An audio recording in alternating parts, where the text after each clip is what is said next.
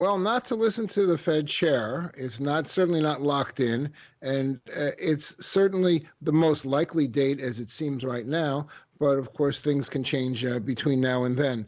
The Fed chair was very clear in his testimony this week in what he said in Sintra that inflation metrics and the economy in general are moving in the way that we kind of like, and that says that well, they're okay with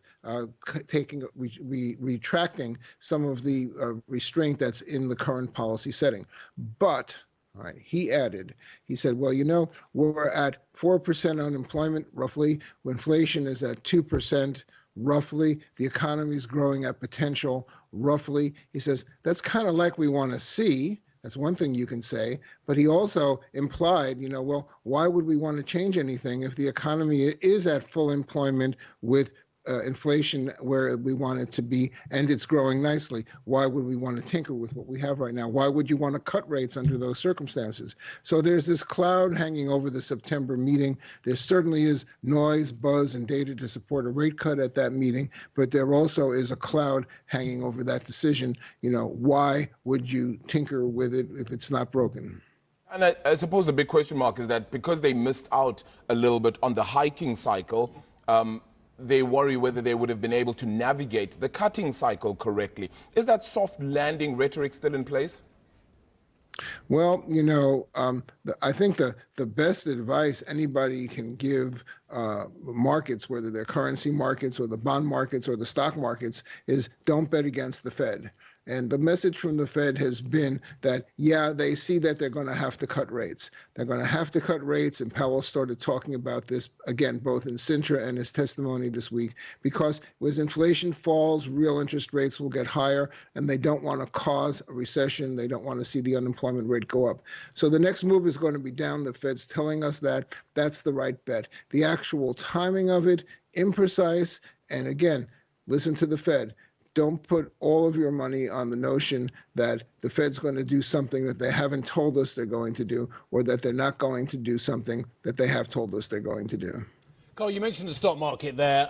Very often it is the tail that ends up wagging the dog because it has one of its great hissy fits as well. We just showed a chart of the NASDAQ, which is, all right, it wasn't particularly dynamic in the last 24 hours, but my goodness me, it's had a run as well. Do you think actually, and again, you are an economics expert rather than a stock market expert, but you have to look at the both as well. Do you think we're in dangerous ground actually where these markets, if we do have a higher cost of financing for too long as we look towards 2025, when people are talking about a lot of refinancing across the globe, whether it be governments, whether it be corporations, whether it be individuals, are we on the precipice here of something that could be quite dramatic?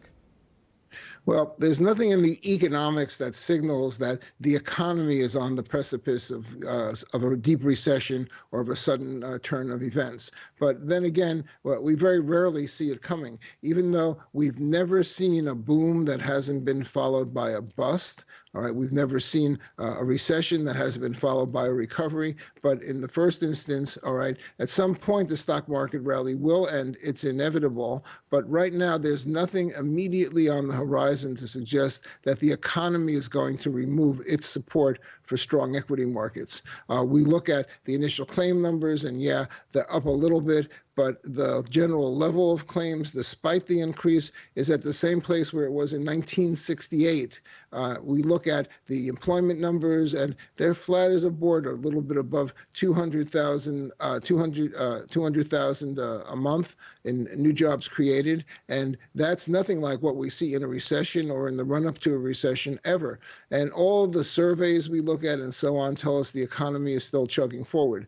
So yeah, we're going to get a recession. It's going to come sometime soon, but we don't know when, and we probably won't see it coming when it does. But when it does come, it will happen really, really fast. That's the lesson of history, the lesson of the last half dozen downturns that we've seen. But for right now, in terms of all the data that we see, there's no recession immediately in sight.